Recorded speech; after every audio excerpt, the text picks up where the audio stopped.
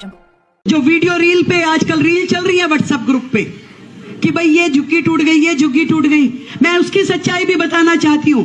3 case मूर्तियां दिखाए जा रहे हैं। एक जो वजीरपुर की फाटक पे है, भाई जो बिल्कुल ही अगर रेलवे लाइन पे आ जाएगा और रेलवे लोग कहेंगे कि भाई हमें सिग्नल नहीं दिखता 3-3 मंजिला मकान से, तो उसकी जिम्मेवारी थोड़ी ना सरकार लेगी।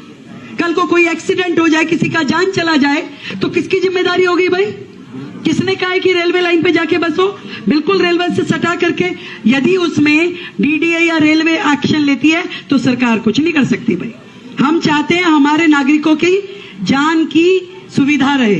सड़क पे बच्चा घूमेगा, रेलवे लाइन पे बच्चा घूमेगा, ट्रेन चढ़ गई, कौन जिम्मेदार है भाई? इसलिए वो उस पे एक्शन हुआ जो केवल और केवल रेलवे लाइन के पास में थी। दूसरा जो मद्रासी कॉलोनी में हुआ, मद्रासी कॉलोनी वाला जो बड़ा नाला बारापूला का वहां से जाता है, बिल्कुल वो लोग नाला पे बैठे थे, जिसके कारण से 2023 में दिल्ली में बाढ़ आई। क्यों? क्योंकि एक भी मशीन सफाई वाली नाले तक पहुंच नहीं पाती थी और नाला पूरी तरह भर गया, बाढ़ आ गई, घुटने घुटने और कमर कमर तक पानी हो गया। तो माननीय कोर्ट ने आदेश दिया और एक बार नहीं 3 बार अपनी सुनवाई में कहा कि भाई रास्ता खाली करवाओ ताकि जेसीबी और मशीनें नाले पे जाके सफाई कर सके। तो उसमें सरकार क्या करेगी भाई? कोर्ट का ऑर्डर होगा तो सरकार कुछ कर पाएगी कि नाला साफ करना है? अभी नाले का रास्ता रुक गया। और तीसरा केस जो वजीरपुर पे जेलर वाला बाग की झुग्गी थी, वहां पे स्वयं माननीय प्रधानमंत्री जी ने 1675 फ्लैट दिए।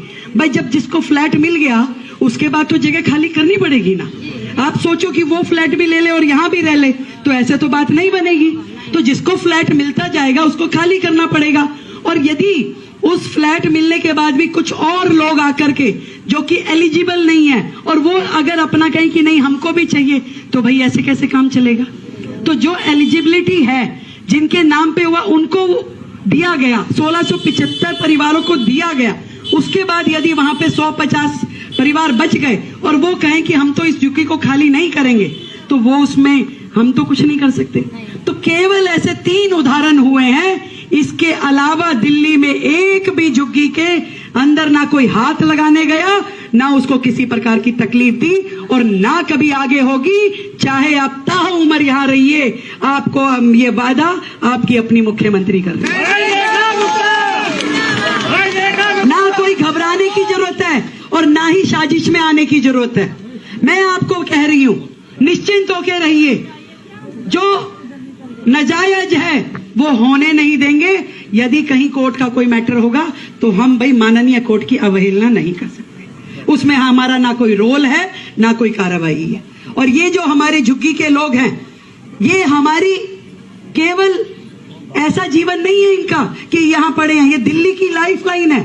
आज इन लोगों के कारण से दिल्ली में फैक्ट्रियां चल पा रही है, घर चल पा रहे हैं, औद्योगिक क्षेत्र चल पा रहे हैं, व्यवसाय चल पा रहे हैं। ये दिल्ली का हिस्सा है। दिल्ली का अपना क्या है ये बताइए मुझे? दिल्ली पूरे देश भर से आए हुए लोगों का समूह है। आज यदि कोई बिहार से आ रहा है, कोई यूपी से आ रहा है, कोई हरियाणा से आ रहा है, कोई उत्तरांचल से आ रहा है, एक एक परिवार जो वर्षों से दिल्ली में आके बसा, आज वो दिल्ली का अधिकारी है और दिल्ली उसके लिए जिएगी और दिल्ली उसके लिए काम करेगी।